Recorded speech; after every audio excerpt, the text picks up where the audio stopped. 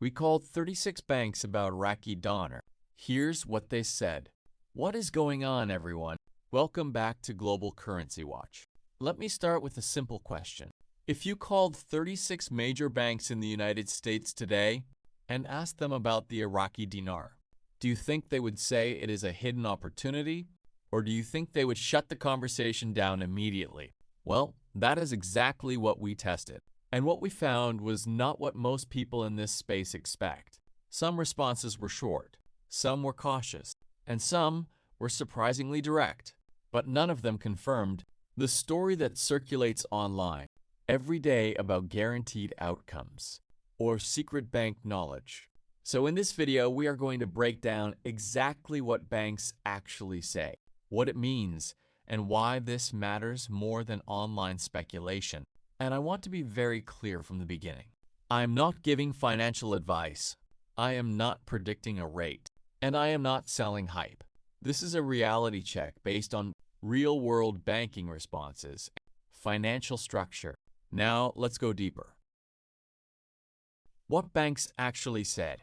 We contacted a mix of large U.S. banks, regional banks, and customer service representatives. And the pattern was very consistent. Most banks responded with something like, "We do not offer information or services related to that currency." Others were even more direct. "That currency is not part of our supported foreign exchange list." And in some cases, representatives explained that foreign currency exchange services depend on liquidity agreements, international market demand, and regulatory compliance. Now here's what this tells us.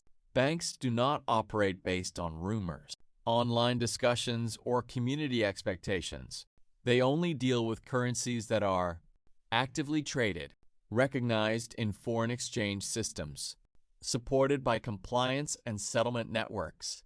So when people ask banks about the Iraqi dinar expecting secret insights, they are asking the wrong institution because banks are not forecasting tools. They are settlement systems. And that difference is extremely important. Why banks respond this way? Now let's understand the deeper reason behind these answers. Banks operate under strict financial regulations. They cannot speculate.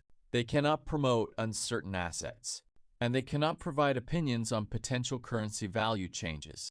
Even if a currency is legally tradable in some form, that does not mean it is actively supported for investment speculation. And this is where confusion begins online. People assume if I can buy it somewhere, it must be something banks know about. But the truth is different. Availability does not equal endorsement. And silence from banks does not mean hidden knowledge. It simply means they are not involved in forecasting currency outcomes. Their role is execution, not prediction. So when you hear banks don't know anything, that is not accurate. They know exactly what they are allowed to deal with. And that is the key distinction. What this means for dinar holders. Now let's talk about the emotional side of this topic.